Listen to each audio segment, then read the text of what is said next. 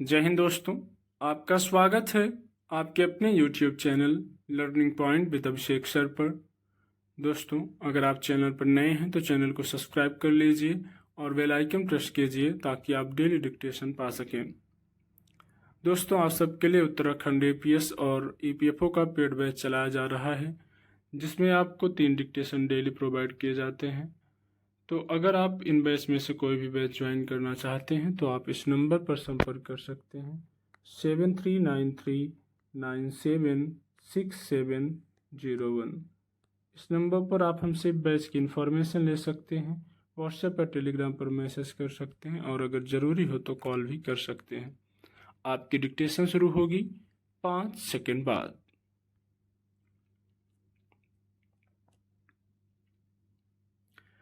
इससे बड़ी विडंबना क्या होगी कि जब हादसे की पृष्ठभूमि बन रही होती है तब सरकारी महकमे नींद में खोए रहते हैं या फिर किसी परोक्ष कारण से उसे नजरअंदाज करते रहते हैं, और जब कोई बड़ी त्रासद घटना हो जाती है तब वे जरूरत से ज्यादा सक्रिय दिखते हैं। अफसोसनाक यह भी है कि जो इमारतें अपनी बुनियाद में ही हादसे की जमीन साथ लिए होती हैं, उनके निर्माण के समय या फिर बाद में उनमें नियम कायदों को ताक पर रखकर संचालित गतिविधियों की इजाजत दी जाती है, और जब वहां हुए हादसे में जान माल के नुकसान का मामला तूल पकड़ लेता है तब आनन फानन में दिशाहीन कार्रवाई करने का दिखावा किया जाता है। यह एक तरह से गलत तरीके से या लेन देन आधारित लाभ पहुंचाने की अघोषित व्यवस्था है, जिसके नतीजे में कोई त्रासदी सामने आती है।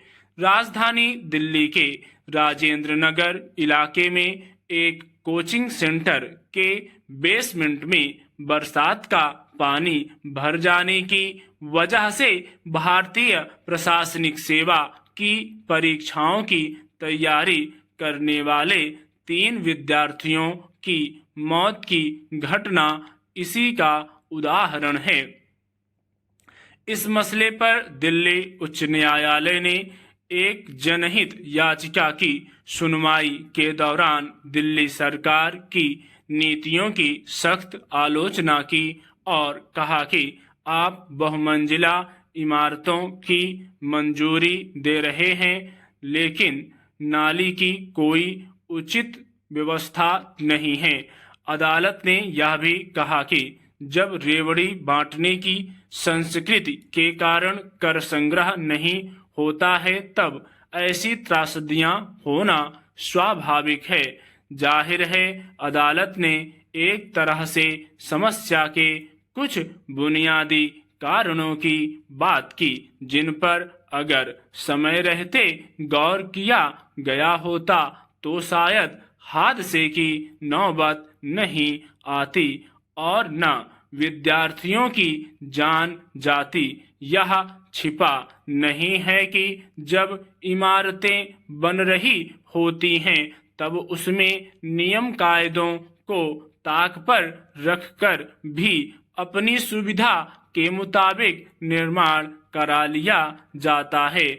इस बात की फिक्र नहीं की जाती है कि यही लापरवाही भविष्य में किसी बड़ी त्रासदी की वजह बन सकती है। इसमें सरकार के संबंधित महकमों के अधिकारियों की भी मिलीभगत या अनदेखी होती है, जो ऐसे निर्माणों को रोकते नहीं या फिर कई बार नियमों के विरुद्ध इजाजत दे देते हैं। हैरानी की बात यह है कि जब इन वजहों से कोई बड़ी दुर्घटना हो जाती है और उस पर जन आक्रोश उभर जाता है तब पूरी तेजी से कार्रवाई होती देखी जाती है। इस क्रम में कई बार दिखावे की कार्रवाई करके असली जिम्मेदार लोगों को एक तरह से बचाने की कोशिश की जाती है। राजेंद्र नगर के बेसमेंट में हुए हादसे के बाद वहां सामने की सड़क से गुजरते एक वाहन चालक को बिना देरी किए गिरफ्तार किया गया, मगर उन अधिकारियों के खिलाफ उतनी ही तेज कार्रवाई करना जरूरी नहीं समझा गया जिनकी अनदेखी, लापरवाही या फिर इजाजत से बेसमेंट में पुस्तकालय चल रहा था।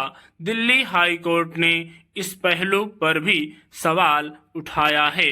अब दिल्ली सरकार की ओर से यह कहा गया है कि राजधानी में संचालित कोचिंग केंद्रों को नियंत्रित करने के लिए कानून लाया जाएगा।